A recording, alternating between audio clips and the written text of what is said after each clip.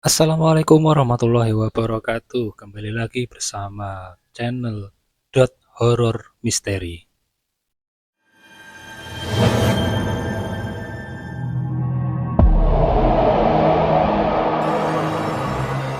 Di video kali ini saya akan bercerita tentang kisah nyata yang berjudul Malam Jumat Kliwon. Madiun, Jawa Timur menjadi saksi tentang kisah ini. Kisah yang dialami oleh seorang pemuda di Kecamatan Dagangan.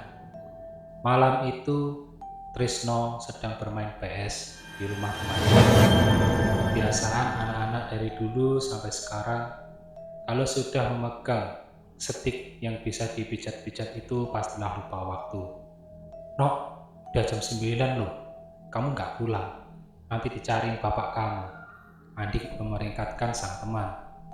Ah, lagi seru nih, 1 jam lagi ya, tolak Trisno dan kembali fokus menatap layar. Jam berlalu begitu cepat, saking asiknya sampai melampaui waktu yang sudah dijanjikan. Waduh, udah mau jam 12, mampus aku, bisa diomelin habis-habisan ini nanti. Aku pulang dulu ya. Trisno langsung menyambet kunci motor dan bergegas pulang. Awalnya jalanan masih terang dan ada beberapa orang juga yang berlalu lalang menggunakan mobil maupun motor. Namun, saat memasuki kawasan Segulung, lampu penerangan mulai berkurang, dikarenakan desa tersebut dikelilingi hutan. Sedangkan untuk Gembade masih harus melewati area hutan yang lebat itu. Angin dingin mulai menerpa, Trisno mulai kedinginan. Ia mengancingkan jaketnya agar hawa dingin yang merasuk berkurang. Mendadak, ia melihat sekelebat bayangan putih melintas tepat di bawah roda motornya. Sontak membuatnya terhenti. Astagfirullahaladzim. Trisno melihat benda putih itu masuk ke semak-semak. Mungkin saja itu kucing, pikirnya. Baru mau melanjutkan perjalanan, mesin motor tiba-tiba mati.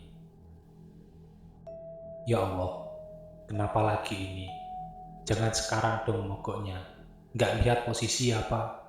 Percuma, mau memaki pun motor itu tidak akan bergeming. Buru-buru Trisno mengambil ponsel dan menyalakan senter dari sana.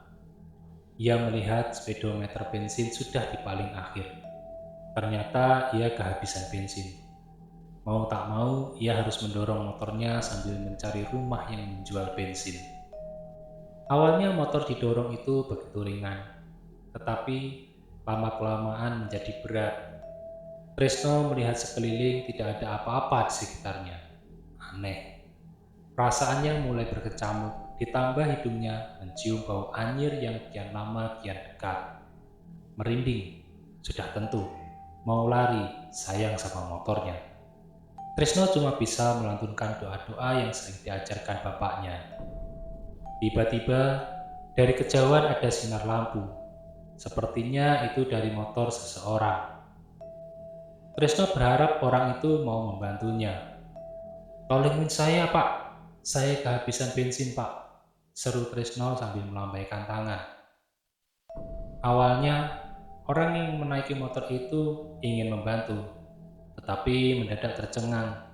Bola matanya membulat seperti melihat sesuatu yang menyeramkan. Tanpa berkata-kata lagi, orang itu pergi sambil menancap tarikan motornya. Trisno mengernyitkan dahi, bingung dengan aksi barusan. Tak mau berlarut-larut dalam pikiran yang aneh sekaligus bingung. Ia melanjutkan mendorong motornya hingga tiba di depan sebuah rumah yang menjual bensin. Namun, tokonya sudah tutup, dan Tresno pun nekat mengetok pintu rumah itu untuk membangunkan penghuni rumahnya. Assalamualaikum, Pak. Bu, saya mau beli bensin. Dari dalam rumah, seorang wanita yang tengah terjaga samar-samar mendengar ketukan pintu. Pak, bangun. Ada yang ngetuk pintu rumah kita, Pak. Tanya si ibu. Siapa toh, Bu? Malam-malam juga. Nggak tahu, Bapak lihat saja. tanya si ibu kepada suaminya. Pria bernama Wahid itu turun dari kasur dan membuka pintu rumahnya. Ada perlu apa ya? Maaf Pak, karena mengganggu malam-malam. Motor saya kehabisan bensin. Tresno menunjuk ke arah motornya. Pak Wahid menatap motor milik Tresno dari kejauhan. Astagfirullah, ya Allah. Kamu tadi dari mana, Nak? Kenapa Pak? Saya dari rumah temen, ini mau pulang kembali, jawab Tresno. Pak Wahid menepuk bahu Tresno kemudian menggiringnya ke motor. Mulanya Pak Wahid ingin mengisi bensin, tapi ternyata masih penuh. Ia sudah tahu bukan bensin permasalahannya. Nak, bukan karena bensin motormu mogok. Ini masih penuh kok. Loh, iya tak Pak? Tresno melongo ke arah tangki bensin. Nah, benar-benar masih terisi. Lalu, kalau bukan karena kehabisan bensin, kenapa motorku bisa mogok ya? Gumamnya dalam hati.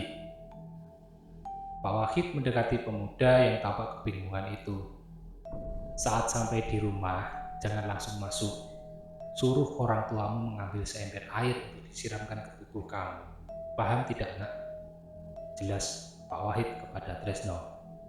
Belum sempat Tresno menanggapi, pria di hadapannya melanjutkan berbicara. Lain kali, jangan pulang terlalu malam, biar tidak diikuti oleh makhluk ini. Bagai disambar petir, tubuh Tresno bergetar. Ia mulai paham kemana arah perbincangan mereka. Tidak ingin menunggu lama, pemuda itu segera berpamitan untuk pulang. Motor yang tadinya mogok sudah bisa menyala karena dibantu oleh Pak Wahid. Namun, pria itu tidak bisa mengusir makhluk yang sudah mengikuti Tresno sejak memasuki kawasan hutan. Keringat bercucuran, dada terasa dihimpit benda keras. Bulu kuduk ikut meremang mengiringi perjalanan. Tresno terus melaju tanpa menengok ke belakang. Di pikirannya sekarang adalah ingin cepat pulang dan sampai ke rumah dan bertemu dengan kedua orang tuanya. Tepat pukul 12:25, ia sampai di pekarangan rumah. Sang ayah sudah siap membawa rotan di tangan. Sudah hafal cara menghukum anak bandelnya itu. Namun, saat melihat Tresno membawa sesosok yang mengerikan, buru-buru dia itu masuk ke dalam rumah lagi untuk mengambil sesuatu. Bu, Pak, ambilin air. Bu, cepetan ambilin air, rengeknya di depan rumah. Astagfirullah, no, kenapa jam segini baru pulang, sahut ibunya. Bu, ambilin air sekarang, nanti aja ceritanya. Biur! Belum selesai berbicara, beberapa siraman air sudah mampir ke tubuh Tresno. Budi yang telah menyiramkannya tidak hanya di situ. Pria itu juga mengguyur motor milik Tresno menggunakan air setelah memejamkan mata dan membaca beberapa doa. Barulah makhluk yang mengerikan itu lenyap. Bapak, dia langsung menatap kepala sang anak menggunakan ember. Kesal karena tidak pernah mendengarkan nasihat darinya. Ayo Bu, kita masuk rumah saja. Biarkan si Tresno dibawa wewe gombel, dasar bocah bandel, tanya gerutu bapaknya. Wah, Bapak tega ikut. Tresno buru-buru mengekori kedua orang tuanya untuk masuk ke rumah. Sejak saat itu, Tresno tidak pernah pulang tengah malam lagi. Biasanya, sehabis maghrib, ia sudah di rumah. Pemuda itu tidak ingin mengalami kejadian yang mengerikan itu untuk kedua kalinya.